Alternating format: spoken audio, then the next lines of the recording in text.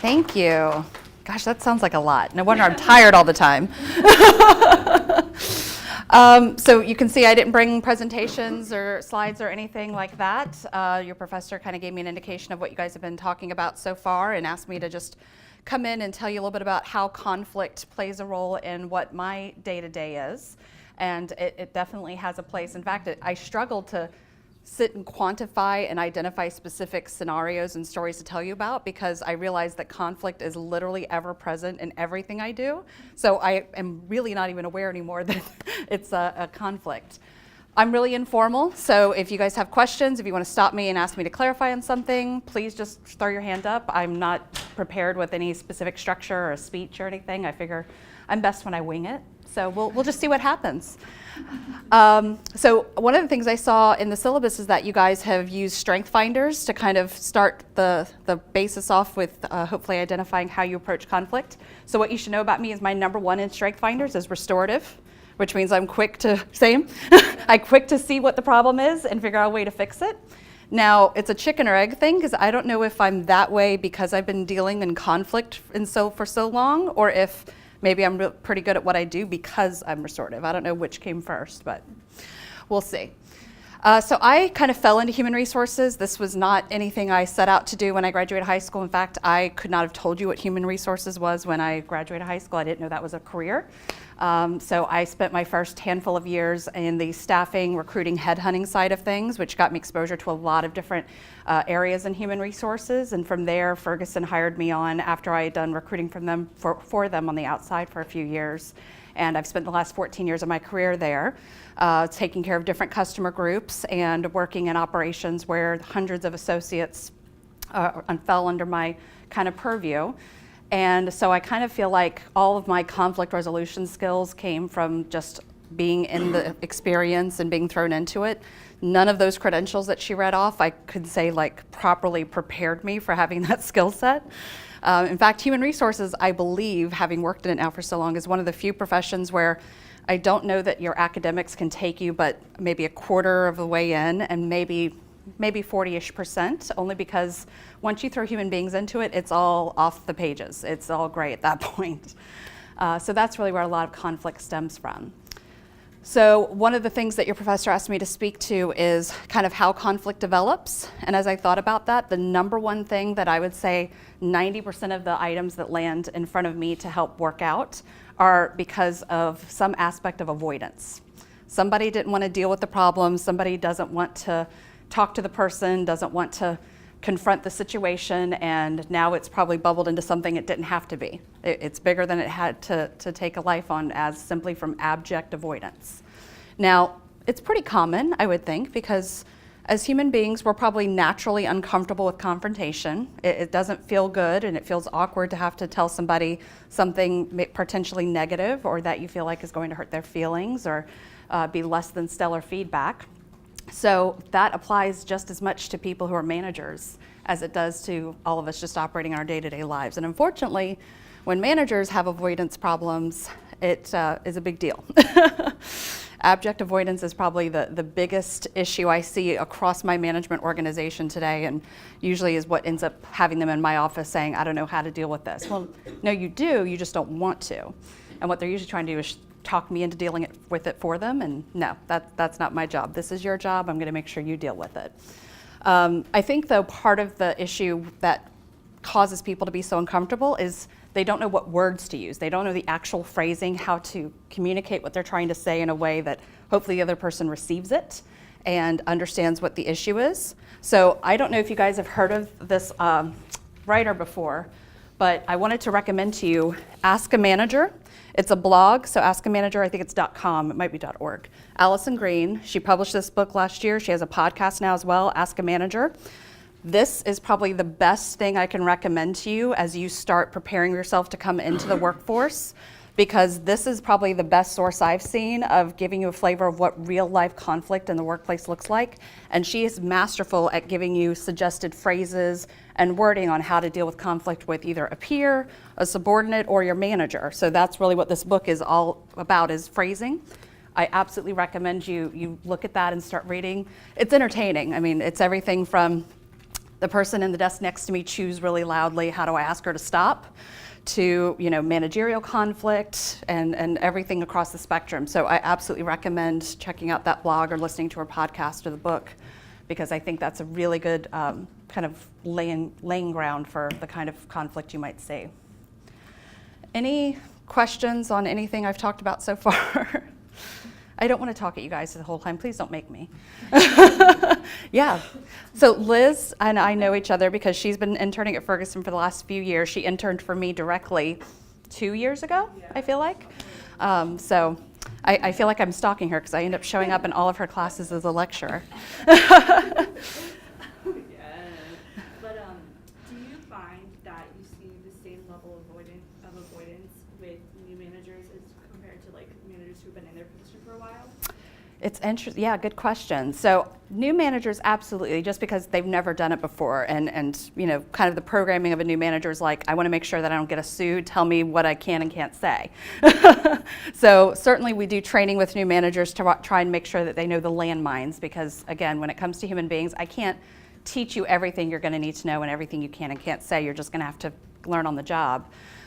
So certainly with new managers, but honestly, I have a lot of tenured managers who, I don't know if just at some point along the lines they got maybe a little bit more, just go with the flow about their managerial style, or maybe they were never good at it. But I have probably just as many, if not perhaps more, tenured managers who are avoidant of conflict than the new ones. The new ones usually have some passion and energy and want to get good at it and want to get in there and make a difference.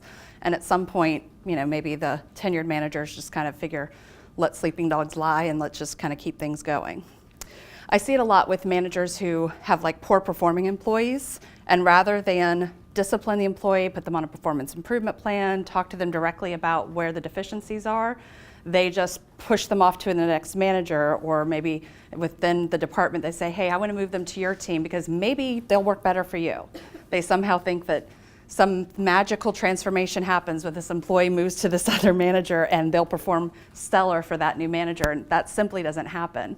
If somebody's deficient in the job, they're going to continue to be deficient until someone tells them that.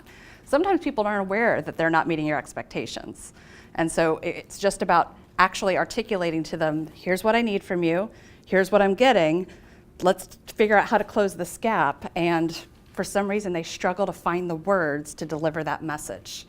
And they avoid it by pushing it off to another manager, or I'll tell you probably my number one frustrating thing is, unfortunately, one of the elements of my job is I often get brought in to consult on somebody wanting to terminate an employee or to deliver the action myself. And one of the first things I do in just assessing all of the information is I go back and look at previous performance reviews, what's in the system about them, whether it's kudos, compliments, or performance improvement issues that have been documented in the past. And the number one thing I see is where managers have documented the person as being an adequate employee. There's nothing documented on their eval that would indicate there were any performance problems. We have a 1 through 5 rating system where 5 is like superstar, 1 is, you're not doing your job. And they've given the employee a 3 or even sometimes a 4 rating. And now here they are in my office a few months later saying, it's been a problem for a while now, I'm just at my rope's end. It's like, well, there's nothing literally that you've written down that would indicate to me that this has been a problem for a while. So tell me, which is it? Were you not doing your job then by not documenting it appropriately? Or are you perhaps exaggerating and over dramatizing the situation now? And it's 50-50 as to which the answer is. So it's definitely a lot of situations where managers just let the emotions take over instead of using the business. I need to make sure I protect my organization and I ensure that we're delivering on our objectives, which means I need to have difficult conversations as this person's superior. I had a situation just before the holidays where I had an associate who was sitting in a common break room, so it's open, just like your areas would be, and a manager from a different part of the organization, not this person's org chart at all, walked past, and the associate was sitting on their computer watching hardcore pornography. Just like there was no mistaking what they were watching. They were on their company laptop, by the way, in this shared workspace, just watching this. And so that manager picked up the phone to me, was like, okay, I had to maneuver back through so I could look at his badge to figure out what his name was, so I knew who he worked for and therefore who to go to. He's like, but this is what I saw. This is a leader in the organization. It's not an associate trying to stir up conflict. So I ended up getting involved and going to the associate's direct manager and saying, this is what was observed. You know, if it were another associate, if it were somebody maybe at the same level, we might probably do a little bit more investigation, but this was coming from a leader, credibility is intact, no reason to doubt them whatsoever. So I basically was like, I don't see any reason to do anything but terminate at this point. I mean, that's just unacceptable. The manager not only was uncomfortable with terminating because they felt like, well, we can't prove it. Well, here's another thing that annoys me. The work environment is not a court of law. You don't have to prove anything beyond a shadow of a doubt. So me weighing somebody's credibility and how much I think their story holds water is just as valid a reason to take action as me being able to prove it. I don't need to mount evidence and display a case for a judge or a panel. My discretion and judgment as a manager's is enough to make a decision. And so in this instance, the manager was like, well, we need to prove it. Well, so we had somebody in IT dig around and they found that the person, they couldn't see what they had been watching because it was either through Twitter or something where we couldn't see the actual URL, but they saw where they had been pirating a bunch of movies, which you're not allowed to do on your company assets. And so the manager was like, well, let's term him for that. Okay, so we're not going to address at all the fact that he was observed watching this terrible image in a shared workspace. So you want to avoid addressing that entirely, term him for something that really wasn't on our radar just because we found it in this investigation. And oh, by the way, he didn't want to do it at all that week because it was just before Christmas and he just felt crappy about having to term somebody for Christmas. And don't get me wrong, that is absolutely a crappy feeling. But think about the risk to the company if we continue to employ this person and just delay the decision until after the holidays. If he was already in a headspace where he felt like it was okay to sit out in a shared workspace and watch that, can you imagine what he potentially could have done over the next few weeks if we continue to employ him? And then the company's liable at that point because we knew we postponed making a decision. And so anything that happens in that few weeks window is on us. And you know, certainly it's a dramatic reaction, but I think about how does that play out in like the press? If this really were to blow up into a situation, how does that look on the company? And it wouldn't look good. But that manager wanted to find every angle of avoidance he could to not be the one to have to deliver that message. Ultimately, I made him because that's what he needed to do. But he literally like tried to slip and slide out of it every possible way. I'll tell you, if it weren't for the people, human resources would actually be really easy. Yeah. Do you feel like you spend most of your time getting people to actually confront this conflict or would it just be easier to do it yourself? It's a delicate balance. It's a good question because I can tell you early on in my career, I very much had a mentality of let me just do it myself because it's faster, easier, more efficient that way. But I definitely turned a corner at some point where I was like, you know what, like you're being paid a manager's salary and getting a manager's perks, and therefore this is supposed to be part of your job. Why am I going to take that on for me to be the bad guy when ultimately this is your decision? Because I tell people all the time, unless you work directly for me, I don't have the power to fire you, to hire you, to promote you, demote you, any of that. It all lies with the manager. So why would I let myself be the face of that decision when it's ultimately the manager that's been the one that made the call? So I absolutely now am very much in a position of I'm going to make sure that I teach you how to have this conversation. And I've had some managers where I have to be as explicit as writing a script for them. This is what you're going to say. This is what you need to make sure that you close out with, et cetera.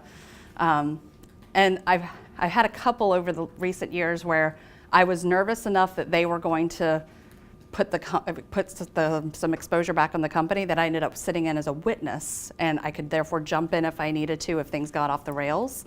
But I pretty much predominantly push it back to them now and make sure that I teach them how to be the one to have the conversation. Yes? Do you recommend if people who are like new managers or even old tenured managers that they come into HR to kind of practice with speech? Like is that Like do role playing? Yeah. Absolutely, absolutely. I offer that in any circumstance, whether we're talking about discipline, coaching, termination, et cetera. I always offer to role play if that helps them kind of get in the mindset. And the thing that I always have to remind them of that they don't appreciate fully is they work with these employees every single day. They know them pretty well. They know what their kind of emotions are. They know how they generally react to things. So when I remind them of that, I can usually prompt them to think about, what do you think they're going to say? What do you think they're going to react like? Are they going to cry? Are they going to get defensive? Are we going to need to maybe take a break in the conversation to ensure that we're able to continue productively? So we make sure that we kind of anticipate and prepare for all of those potential scenarios based on their knowledge of the associate, so that we can have the most successful discussion possible. Yeah. So how does human resources operate within like such, like I understand y'all have a lot of headquarters buildings, like about to have a new one, Yep. and then different aspects like IT and such. Like, do you guys have singular human resources people for each department that kind of understand it, or do you just mostly advise the managers because it's so big? That's a great question. So we actually just less than a year ago completely restructured HR. So it's a completely new organization today than it was 1 year ago. So today we have a couple of what's called centers of excellence that are responsible for the kind of transaction, things like getting the paychecks issued, administering benefits, the behind the scenes stuff, recruiting, et cetera. But then we also have HR business partners, which is what I function as, who are assigned to either specific business groups being the products we sell, plumbing, appliances, HVAC, et cetera, or in headquarters case, to specific functions. So right now, the groups that I partner with and I am the HR person for is our legal department, which includes our risk management team, our business operations team, our sourcing department, our facilities team, and then HR itself. So I'm the HR person for HR, which, trust me, is weird as it sounds like, because you would initially think, well, does HR need its own HR person? Yes, they absolutely do. Just because we work in HR doesn't make everyone automatically great at doing the things that we're supposed to be doing as managers, which is what I'm finding. I've only actually had these groups for like 6 weeks now. It's still fairly new. My past 4 or 5 years, I was the partner for finance, which is where I worked with Liz, and IT. So I had about 1,600 associates under me for finance and IT. Today, I think all in, I have around 800 between all those different groups I rattled off. So I'm mainly facing off with like the leaders, the vice presidents, the directors, et cetera. If an associate has a question about, hey, how do I file to go on a leave of absence? We have a center as part of those operations centers of excellence I mentioned that they can call into, and there's people who are kind of on hand to walk them through transactional kind of questions and answer things like that. But if there's a situation that has exposure to the company, if there's any kind of HR situation that involves a manager, I get pulled in and I'm kind of working it directly as opposed to it being handled by one of the centers of excellence. Does that make sense? Yeah. Do you think there are certain traits that you look for in people, whether they would be a more successful manager, or do you think that anybody that's like a subject matter expert in that area can become a manager with some training? So it's something that thankfully I said, in my CFO, who I worked for at the time, didn't take offense to it. My opinion, from what I've seen in the business world, is that the higher up you go in the org chart, the less, bless you, the more universal your skill set becomes, bless you. Meaning that if I have a director of finance, I really don't have to go out and find somebody who's technically awesome at all of these elements of finance they'll be overseeing, because at that level, they're not really in the work. They're not going to be responsible for sitting down and cranking out the tasks. They simply need to know it enough to direct resources and manage timelines and priorities, et cetera. So I focus more on their soft skills, the managerial and leadership aspects of what they've done in the past, the higher up you go, versus whatever their technical is. So at the first level of management, it's certainly more about technical, because you're the point of escalation for high level questions or troubleshooting. You're generally more involved in the work, but as you go up each level, depending on how big the company is, it's less about the technical and it's more about, can I motivate, lead, encourage, set objectives, manage expectations, et cetera, and be a representative of this group I oversee to the rest of the organization or to whoever my customers are. So I used to joke, like for my CFO and his direct reports, I could go out in the market and easily find somebody to take their jobs, because that skill set's really common on the market. I can't very easily go out and find a first level manager in my accounts payable team because I need somebody who knows that system in and out, and that's not a skill set we can find externally. I can go find a CFO. I could throw a rock and find 6 CFOs. And like I said, he didn't take offense because we had that kind of relationship. But to me, there's definitely a switch in the spectrum as you move up that ladder. And I know I'm spending a lot of airtime on managers, but I'm sure you guys understand, like, there's just as much conflict at the peer level, whether it's manager to manager, associate to associate, that I end up getting pulled into as well. And the avoidance behaviors are just as strong there. One of the banes of my career in the past has been the suggestion box, like the physical box that people can drop by and put things in. And that tends to be the residing home for I want to avoid the conflict, which is where people would drop things like, my neighbor chews too loudly, can you make them stop? How do you expect me to do that when I don't know who you are? You've dropped this in a box without your name on it. And what they are expecting is that I'm gonna make some kind of department-wide or the entire floor, hey everybody, can you just be mindful of your neighbors and mind your manners, etc. But I am absolutely against sending out a department-wide email to address one person's offense. I'm going to make sure that the manager addresses the one person, because why should everybody else have to sit through this reminder or read this email when they didn't commit the offense? This person did. Does that make sense? So I hate a suggestion box for that reason, because it's all of those. I don't want to contribute to the birthday fund anymore. I don't think it's fair that I have to contribute my own money for people's birthday cards and cake. Then don't. Like, we're not able to make you. Like, just don't. But they're not capable of forming the words and delivering that message directly to whoever needs to hear it. They want to bring in a third party like HR to mediate for them, and that's simply not an effective way to grow yourself as a professional. Depending on what your aspirations are, you're going to have to get comfortable addressing conflict. And conflict doesn't mean like you're going to be in an argument with somebody. I think the word conflict just instills these images of like, we're going to have a fight and I've got to make sure I'm ready to defend myself and we're going to go at it.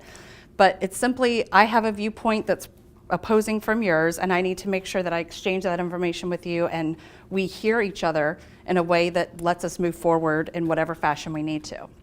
And I think people over-dramatize it, based on maybe watching too much reality TV or something, and think it's going to escalate into this big showdown when it usually is not. Yeah. So when it comes to international business, I have a family member that's regularly gone to China for Ferguson. Mm-hmm. Do y'all provide information about how to reduce conflict when you're handling like other partners there, so that they don't mess up when they go there? Yeah, absolutely. So our operations in Asia are actually relatively recent. We've only been over there roughly 12 to 18 months.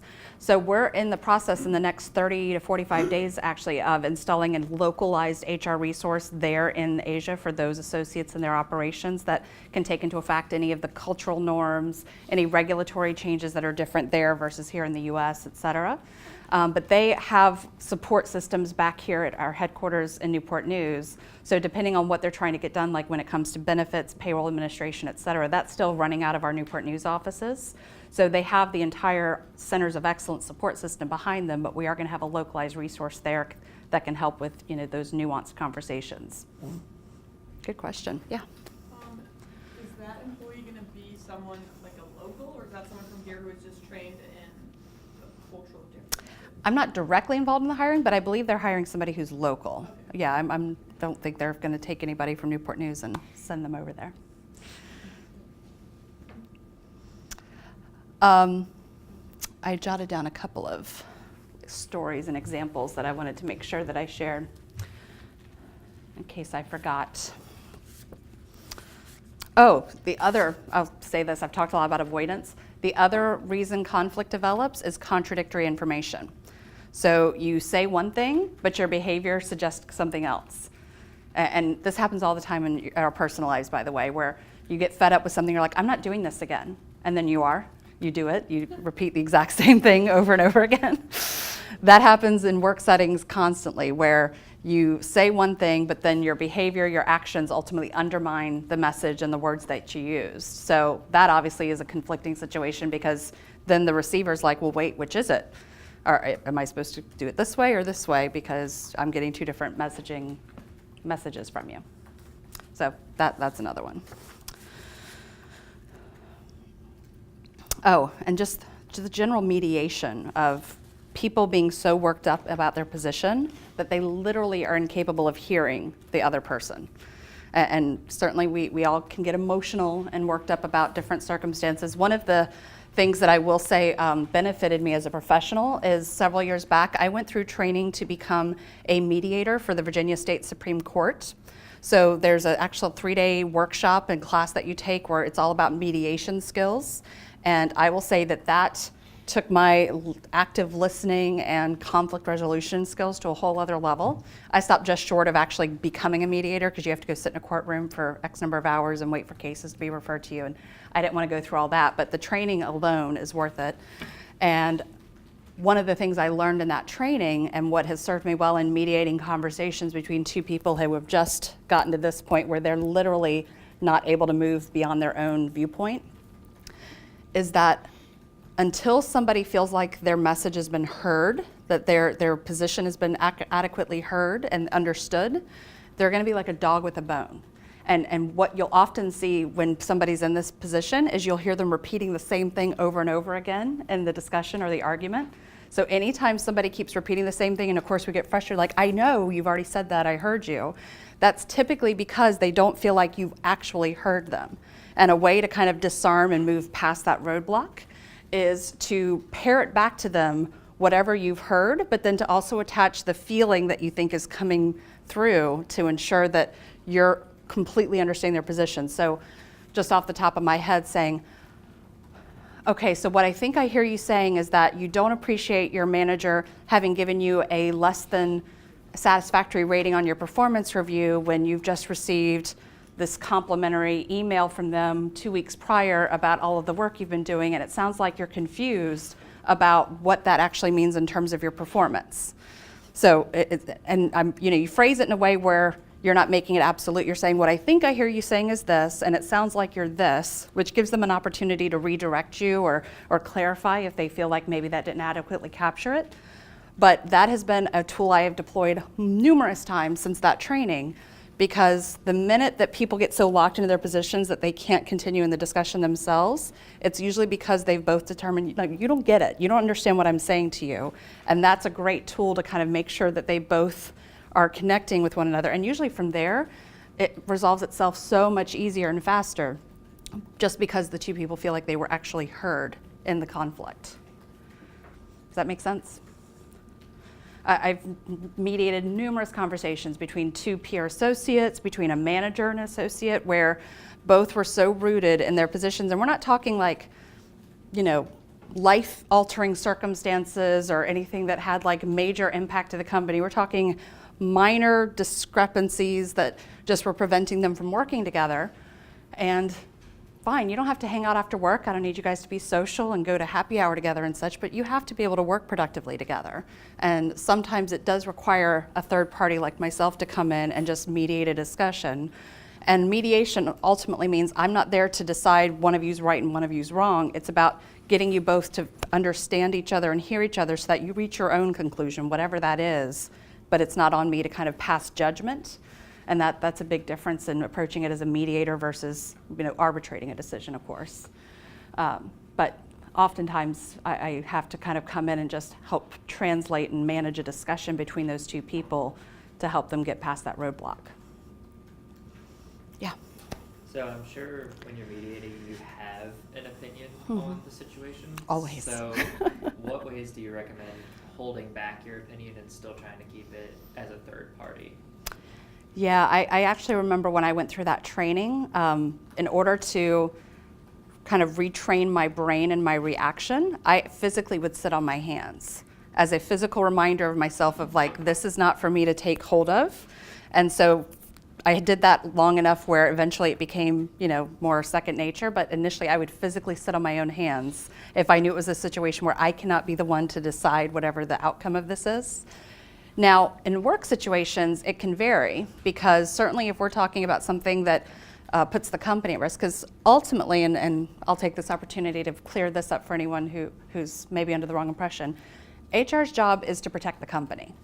I talk to a lot of students and interview folks sometimes who say they're interested in getting into HR because they want to help people or some version of that answer. And my response to them is always, then you need to go like be a union steward or a counselor or one of those jobs, because it is not HR's job to help people or to be a representative for the associates and advocate for them. My job is to protect the company. Now, a nice benefit of me protecting the company is that people get paid consistently and they get performance feedback and development opportunities and all of these things that you generally want as part of your value proposition as an employee, but that is not my primary objective. And so in situations where I'm involved as a mediator and there's an exposure or liability to the company, sometimes I have to be the one that makes the decision. I have to kind of come in and say, no, we're not going to do this. We're not going to say this because it puts us at risk. We're going to need to go this direction. I try to give options so that the manager still has the control and the authority over what ultimately happens in their team. So I'll say, we can do X, Y, Z, or A. Those are going to be the options you have available to you. Of those, I prefer B and A, et cetera, and let them make the decision. Now, there have been a few occasions in my career where the leader decided, I don't care what you say, I'm still going to do it this way. And in those situations, I've said, okay, then I need you to verbally say out loud to me that I've made you aware of all the potential risks and outcomes of making this decision and that you're choosing to go forward anyway. And I literally make them say it out loud so that, and of course, this is me going, maybe hyperbolic, but when I'm on the witness stand, or when you're on the witness stand, both of us are going to say, no, HR told me that these would be the risks and outcomes, and no liability on me then, so I've done my part. So I think going into it, you have to kind of know what the ultimate position is and determine, do I need to kind of weigh in on this, or is this one where I just need to help them both have a discussion where they can hear each other? But sometimes I have to just kind of say, okay, no, that we're going to stop because this is what we're going to end up doing.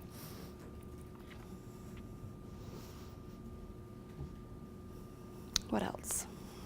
Yeah. Do you ever find yourself in a situation where you can definitely feel tension or conflict within a group or between certain associates or managers or whichever, and they're not coming to HR and they're not asking for help for it? Is there a point where you kind of have to step in and say, someone has to say something has to give?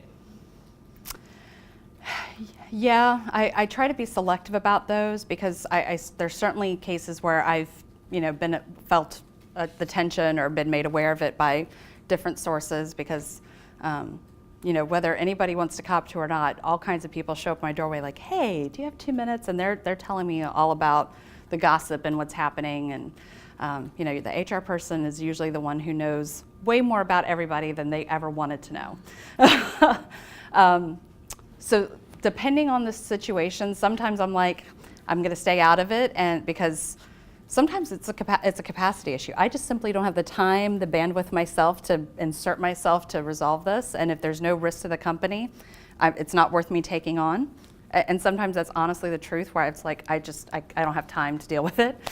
Now, if I see there being a potential escalation where it ultimately will blow up, it impacts the company in some negative way, or maybe I become aware that there's a manager who's ultimately avoiding their responsibilities and kind of being the one to deal with it, which is who really should be, then I will sometimes kind of get involved, and it depends on the circumstances. Sometimes I'll go straight to the manager and be like, hey, this is kind of what I'm hearing, or I'm getting a sense of this going on. Do you know anything about it, or what can you tell me?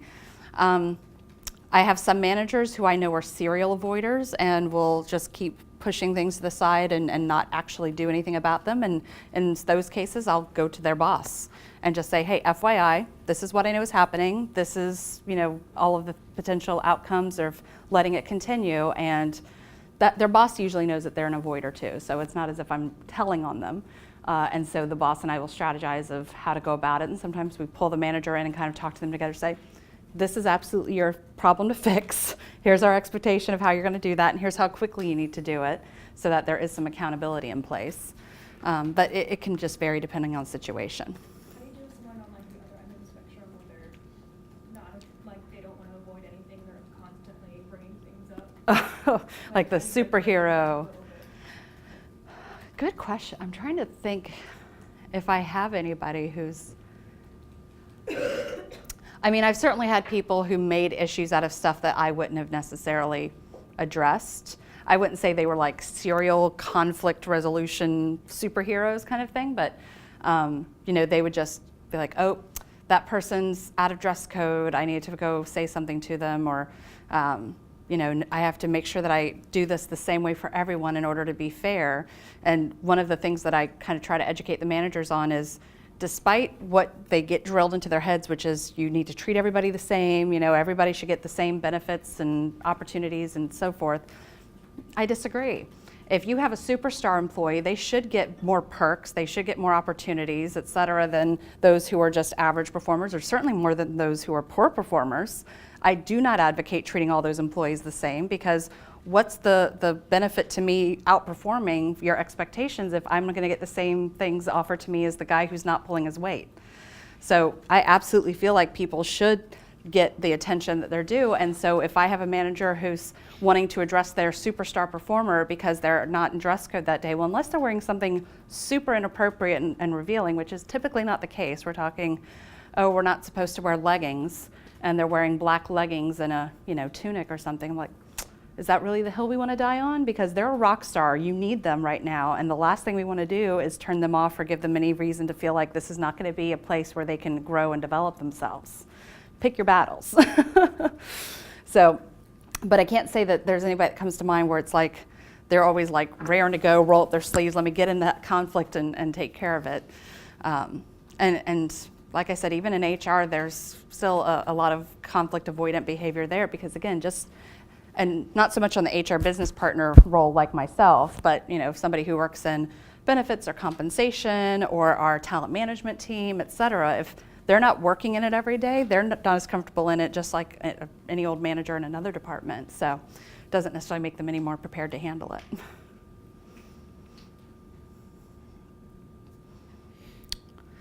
What else? Yeah. Talking about the negotiation side, would you tell us one of the most productive negotiations you've had, whether it's somebody talking about salary or position, low enough, all that? Sure. So with negotiation, I think probably the rule I try to go into it the most is making sure that I know what either the biggest concern or the biggest reward is for the people involved in the conflict, because obviously that's going to be whatever they latch onto. This is why I don't want you to do it, because here's the problem it's going to cause for me, or here's the issue I think it's going to create, or I really, really want to make sure we do it because here's the win I'm going to get out of it, here's the personal benefit that me or my team are going to experience, et cetera.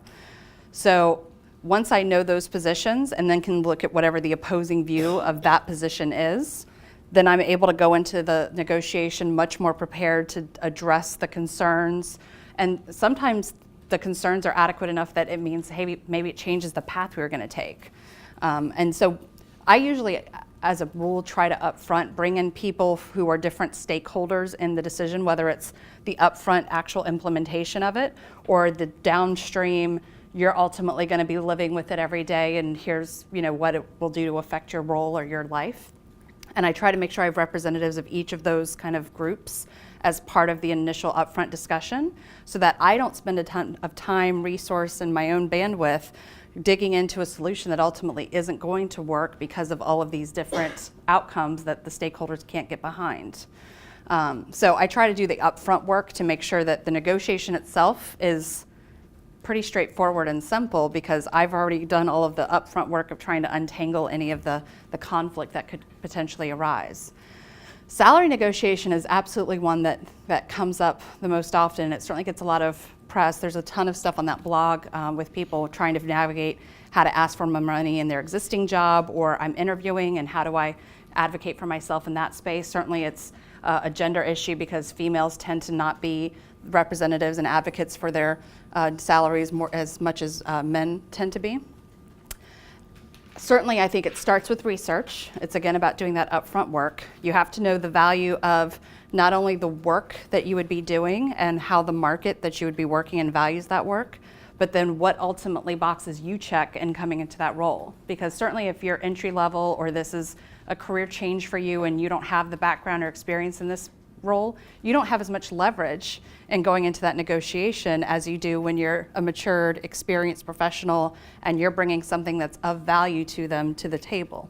In that case, you just got to know what your number is and then what your real number is. That's kind of the formula I give everybody. You know, they come with this offer, you come back with that offer, but you know ultimately in your head that I'm willing to take this, but it's about that meeting in the middle. And in most cases that I've been either party to myself directly or have been looped back into from the person themselves, they usually get better than whatever their bottom line number is because they kind of shot for the stars, if you will. So I think it's about making sure you know the value up front, and you have to calibrate that appropriately with whatever your actual skill set is and how you bring your contributions into that role. So again, if you're entry level, you're not going to have as much leverage or opportunity, and certainly even those first 3 to 5 years of your career, you might have to be a little bit more stair-step about it than shooting for the stars, so to speak. But if you can get yourself specialized in one specific area, a technology, a platform, or you get really rock star good at delivering a particular process or service, then absolutely that gives you more leverage to come in and say, I know that I do this better than the average person, and this is how I would be able to impact your company by letting you benefit from that directly. But ultimately, you also have to be prepared for whatever the worst case outcome is, which is they say no. Now, I cannot say that I've ever been personally aware of, nor have I ever experienced where a salary negotiation is taking place and the company says, forget it, we're just backing out entirely, we forget that we called. There's always a back and forth to it. Companies tend to not walk away from the table entirely because you're attempting to advocate for additional salary. And by the way, it doesn't always have to be salary. We can talk about it in terms of PTO, paid time off benefits, perks, work from home flexibility, any of the things that really matter to you. But you should have variations of that prepared so that maybe if they can't meet your demands on salary, you get more vacation time. Or if they can't give you all the vacation time you want, then you get agreement that you can work from home 1 day a month or whatever, you know, works best for you. So you have scenarios of that, but I've not personally known any company that just says, forget it, you're not worth that, and walks away, because at that point they've invested months, maybe longer than that, in the search, screening, interview, selection process, et cetera. So they've got a lot invested in skin in the game at this point as well. So they're definitely more apt to try and figure out a way to work with you. Yeah. So once you've done your initial research about kind of like the industry average for your the entry level position that you're trying to go into, Mhm. and you notice that the company has significantly lowballed you to where like the average is be considered astronomical, like shooting for the stars, like would it still be worth it to go into negotiation with this company, or like at what point should you really value like I should probably step away from this? I think it depends on how interested you are in the company. I mean, if this is your dream job, if this was your pie in the sky, the experience that I can get from being in this environment is going to benefit me in the future for my career trajectory, then I think you can certainly make them aware. And usually you're working with either a recruiter or an HR person as part of the negotiation. Sometimes it's the hiring manager, but even the hiring manager is usually going back and talking to somebody in HR recruiting about the back and forth. So you can certainly cite to them, hey, I'm aware that the industry average for this position is X, which I know is significantly more than what you were offering. Would you be willing to pay me Y? And so maybe you find whatever a happy medium is in that, or again, you negotiate for vacation or flexibility or whatever it is you're interested in. Certainly, hopefully you maybe were able to find out in your research, like on Glassdoor or some of those sites. Usually you can find out if a company tends to be paying below a competitive rate. And there could be reasons for that, valid ones even. So not every company feels compelled to continue upping their comp scale every time the industry average changes, because that creates all kind of compression issues. We up the pay band for this role, and now all the roles above it need to be adjusted, but now we have these big gaps with the roles that were below it. And so companies tend to not move the bands every time the industry average changes. But it depends on how badly you want it. I mean, if this was okay, this would pay the bills, it's not exactly what I was wanting to get, but it would do for now, then maybe you decide it's not worth you wanting to even go in and get the experience. So I think you have to kind of know up front what your non-negotiables are, and that's advice I give anybody who's going into a job hunt, whether they're graduating out of college or they're on the market already and trying to just find a new opportunity is know what your non-negotiables are and make sure you kind of start from there in terms of assessing the companies that you're applying with, but then also from your negotiation. Because, like, for example, I don't necessarily care so much about sick time, vacation, et cetera. The companies I've worked for have always been competitive in that regard, and like most Americans, I don't ever take all of what I have available to me anyway, but I absolutely care about things like 401k matching and flexibility to where I can, work from wherever I am and when the spirit moves me, so to speak, instead of having to go into an office from 8 to 5. So those are the things I kind of latch onto versus I'm not going to pay as much attention to the pay time off side of it. Yeah. Kind of going off what you said about Glassdoor, do you tend to think that Glassdoor in the salary aspect is accurate?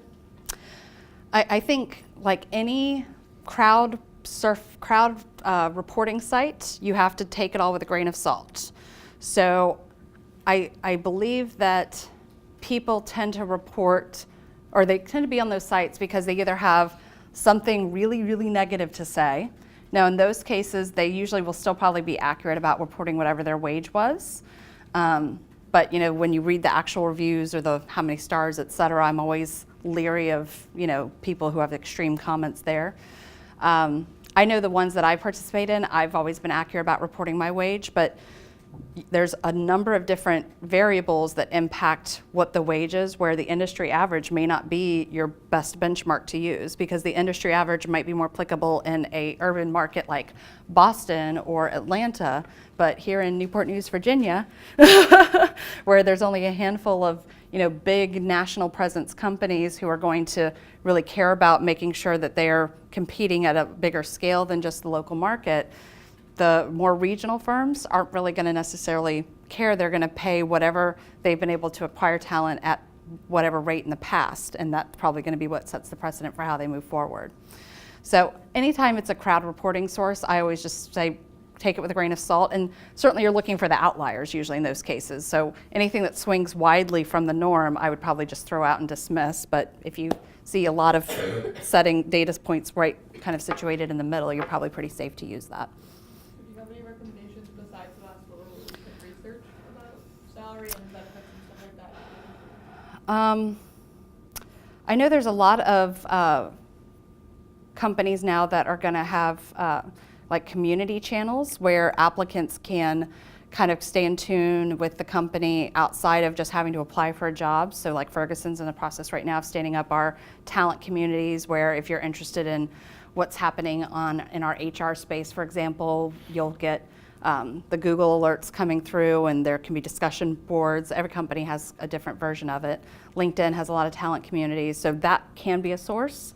Certainly if you belong to like professional associations, if they have some kind of discussion board chat component, then that's usually another source to kind of ask and say, hey, is anybody familiar with what the wage is typically in this market, et cetera. Definitely use your resources as far as people who are already in the industry. Yeah.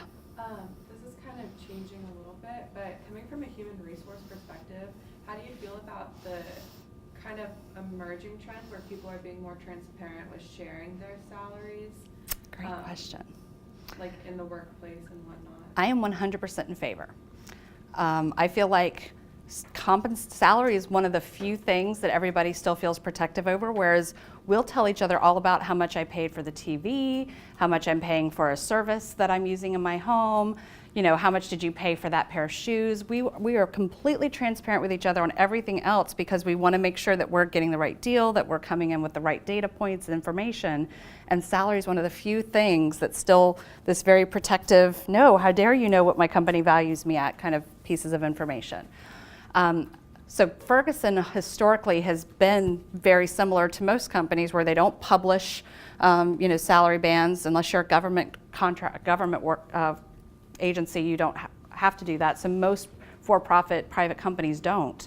But a few years ago, we got feedback through our associate engagement survey that associates not only felt like they weren't being paid competitively, but that they didn't understand how their pay was determined. And to me, those things were inextricably linked, because if I could help you understand how your pay was determined, then you were more likely to feel like it was competitive, because we weren't in that division paying under the market. I knew that to be true because I had done the work myself. But if you don't understand how that number was determined, then you're probably going to feel like, oh, I'm sure you're gypping me because I don't know how you came up with this. So with the CFO's blessing, we went through a pretty transformative effort in finance at that time, where we went completely transparent with our compensation. Every associate was told, here's the salary band for the role that you're in, here's where you sit in that salary band, and in some cases they were being paid below it, some cases they were being paid above it. Some people who maybe were rock stars and had been in the role a while were being paid at the low end of it. So we had talking points prepared for all of those scenarios. In some cases, we identified where, you know what, we need to be moving you up. We need to make some decisions around your comp, and here's what we're prepared to do. So, I mean, we went through an extensive effort where we actually trained the managers on, here's how our salary surveys work, and here's how we ultimately determine the bands and what they're set as, and here's what green circled and red circled means, which are the terms we use to indicate somebody being below or above the band. And it was phenomenal, because even people who were being paid below the band ultimately walked out of the conversation happy or relatively satisfied, because they at least understood the numbers now. They understood that, you know, they were coming maybe from a previous role that had a wide difference from the salary band that they moved into. So, you know, just like with our personal budgets, companies can't necessarily give you a $15,000 increase just because that's the new band you're in. We have to work that into a labor budget. So I was really proud to be part of that effort. Now, I've got new groups now. Some of them aren't as comfortable, but I think it's all the stigma that, you know, historically, and I think our grandparents and parents kind of kept this going.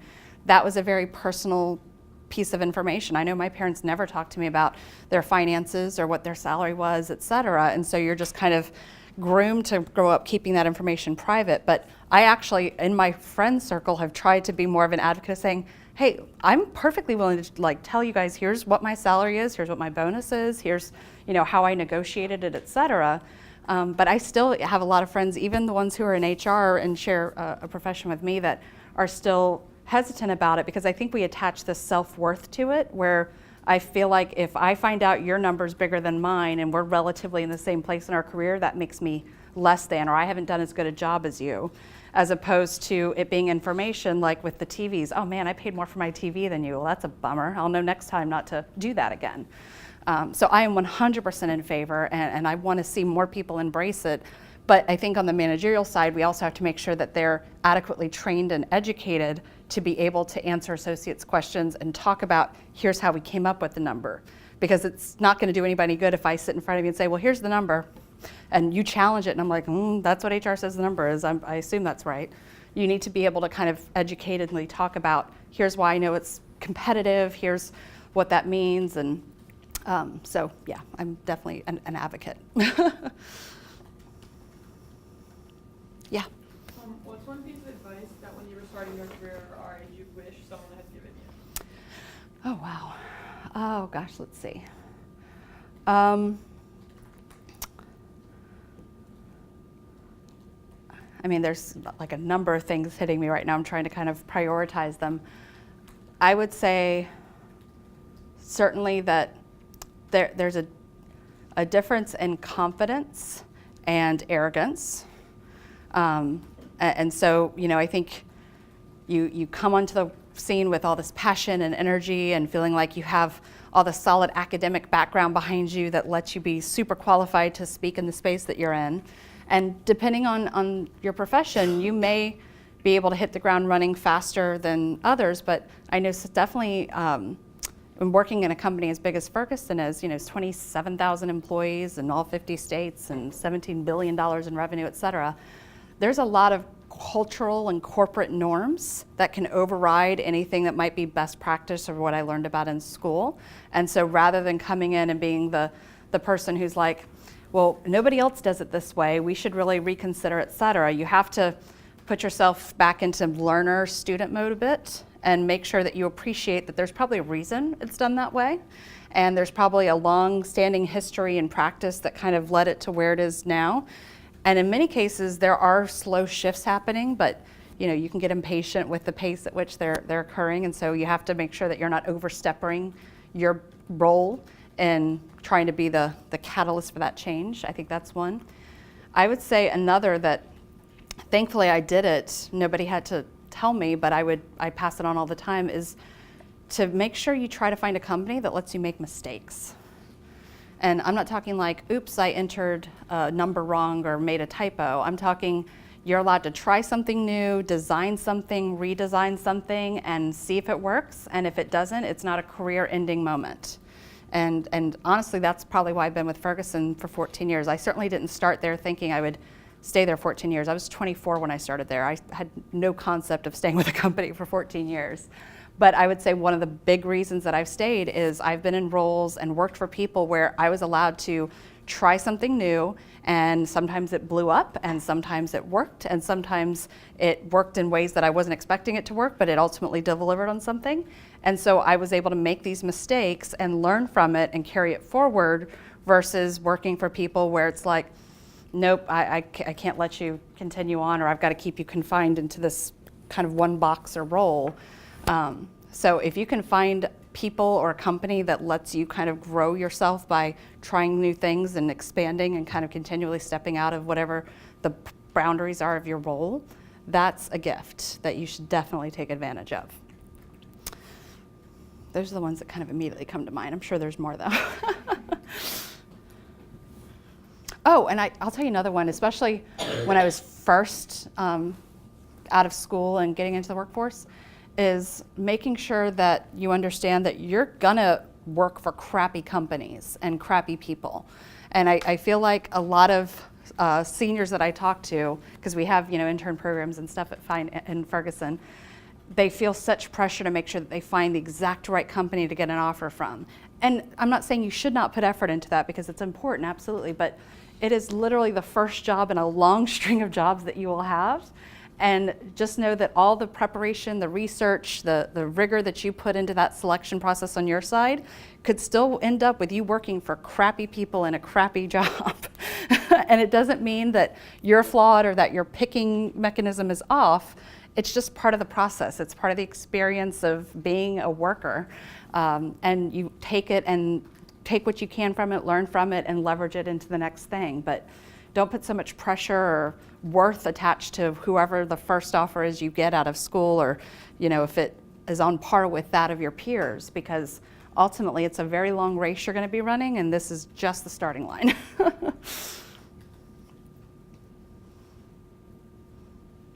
Yeah. Norm from the company, we talked a little bit about going in and then taking the time to observe. Do you have a time when you personally would recommend? We've had some people say a year, and some people say a little bit less than that, because they're seeking that you personally. I think it can depend on the role that you have. So, for example, when I first started with Ferguson, I was the HR person for a center of a couple hundred employees. So I was in a position where I could decide on a policy, I could execute on a program that ultimately impacted all those people. So in a situation like that, I don't know that there's an exact time frame, but you want to make sure that you let yourself be in observer mode long enough to appreciate and understand all of the potential ramifications for you making that decision or enacting that program or policy, because it has such wide rippling effects.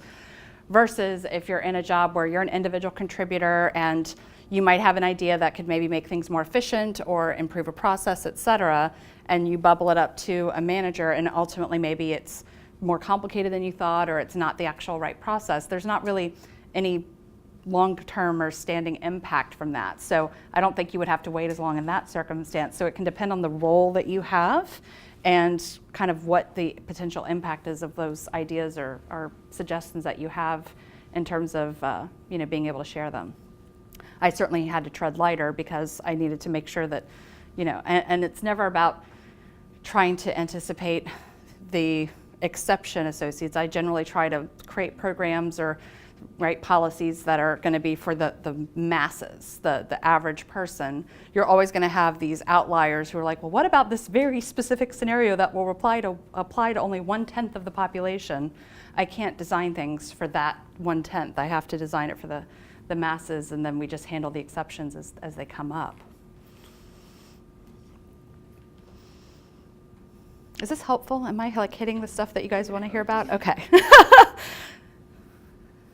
Yeah. How do you suggest, as like new associates coming in, as people are kind of coming into a new job, how do you suggest we handle like the initial conflict we may have, like peer to peer, or with our potential new managers? Like, how long do you have to kind of tread lightly and try to deal with it yourself before it's comfortable to move it up and escalate it? So there's certainly something to be said about making sure you're aware of how much capital you have to spend in terms of, escalating an issue or a conflict, and not going into debt right away because you don't really have that much to spend as a new associate. I think you probably have the first year to claim the I'm new defense as often as possible. So whether it's, trying to deal with a coworker who isn't really working with you in a way that's productive, or just trying to navigate, the norms of this office, and it looks like everybody leaves at 5 o'clock on the dot, even though my boss told me that our hours were flexible, et cetera. I think using that phrasing of, I'm new here, so I'm sure there's something that I'm missing, but what I understood was this, or can you help me understand why this is, or this is how I thought we were going to be working together, but that doesn't seem to be the case. Help me figure out what I'm missing, because I'm sure, kind of taking on that position of, I'm sure it's me that I've misunderstood something since I'm new here. That generally will lend people to being more understanding and cooperative in helping you get to whatever end it is that you're trying to reach. But I think it also depends on whatever the specific situation is. I mean, if we're talking about something that impacts your ability to do your job well and do what you've been paid to do, then you absolutely shouldn't hesitate on either going to your manager on that or trying to deal with the peer directly, just depending on how you feel about this variables present in that. But if we're talking about just, mild annoyances or things that, this isn't my ideal setting or how I would like to go about it, then I would probably tell you to kind of let it sit for a while and marinate before you decide if it's a cause that you want to really take up. And there's certainly power in numbers, so sometimes after you've been there a while, you'll discover you're not the only one that feels that way about whatever the thing is. And so certainly if you have the ability where there's a group of you that say, hey, we'd actually like to try doing something this way, or we see that this doesn't really work for everyone because of Y reason, hey, decision maker, whoever that is, can we try it this way for a while? There's usually more success when you have kind of other people who are feeling the same way that you are or have a position amount. Yeah. We've talked a lot about when you're having conflict, kind of taking a deep breath or like having to step away Mm-hmm. from it and be like, can we regroup tomorrow? Do you think that that's a good suggestion, or that people don't do that enough in the workplace? I definitely think it's a good idea, especially when you can see that emotions are running high, because certainly if somebody's upset, angry, they're probably not hearing and registering everything that you're saying to them anyway, or they're not really able to actively engage in the discussion any longer. So that kind of goes back to what I was saying earlier about asking the managers, like, what do you think they're going to react like? What do you think they're going to say? Because if you know them to be a crier, then we might have to pause and give them a few moments to collect themselves. It's very rare that I would say postpone till tomorrow, because I'm not a fan of prolonging these gaps in between resolution. So I might say, let's take a 15-minute break, or let's regroup this afternoon. I'm usually still going to try and keep it in that same day. But I certainly make sure that managers know it's absolutely okay to hit pause on a conversation and come back to it, especially if you feel like the person's not in a place that they can hear you. If they're upset, if they're angry and like their voice is getting raised and it's escalating, et cetera, then absolutely you can call a timeout there and say, I can tell you're really angry about this. I want to give us both some time to calm down a bit, reconsider, and then let's come back together and talk in an hour, et cetera. So emotion absolutely plays an impact in how successful the outcome can ultimately be.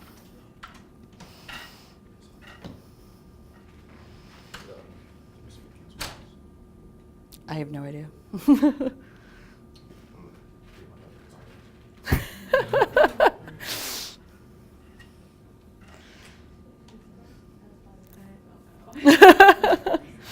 We have people randomly walk into meetings too. It happens at work too. Does that answer your question? Yes. Okay. Yeah. So you mentioned earlier, like when you were discussing avoidance in managers, that sometimes they fail to note when an employee is maybe underperforming by just answering like 3 out of 5. How do you tend to confront the issue of more accurately ranking employees based on performance and whatnot?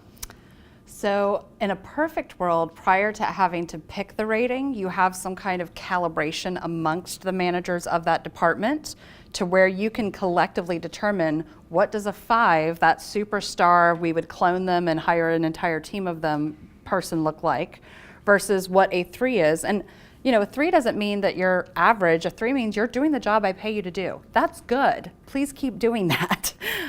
So ideally, you want to have some calibration amongst the managers so that everybody's using that same scale to award 5, 4, 3, 2, 1.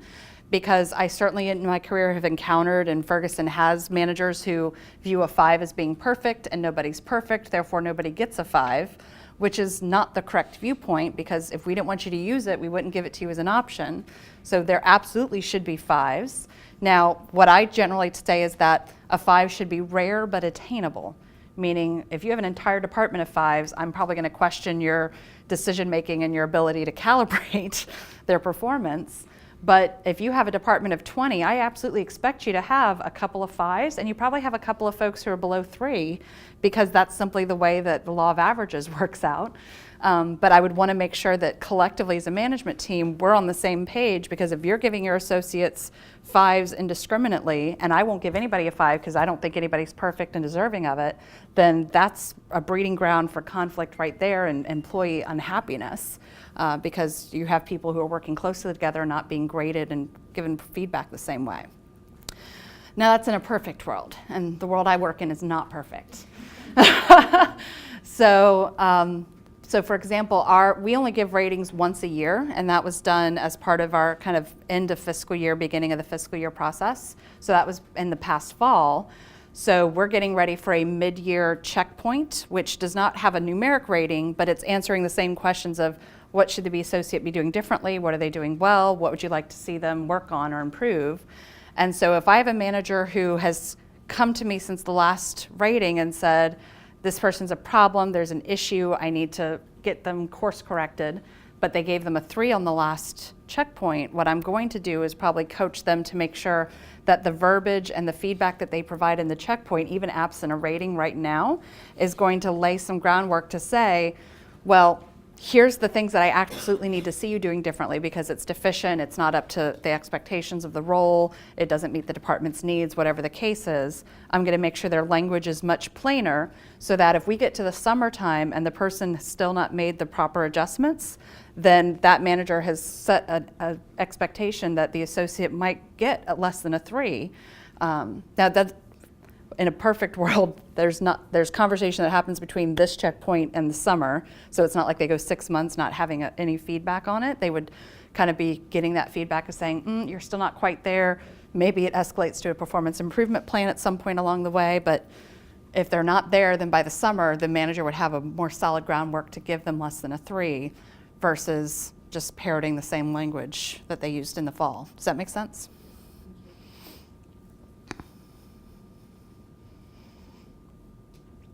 Anything else? I mean, I'd probably say, are we need to wrap up about time? Okay.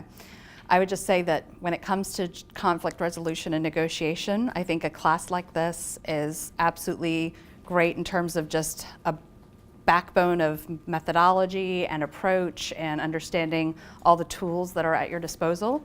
But in terms of actually becoming comfortable with it and getting good at it, you're just going to have to do it.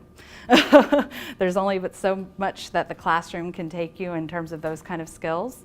Just like with interviewing, I always tell people there's never any such thing as a wasted interview because you can hone your skills, you can perfect your techniques, you can get something out of it every single time.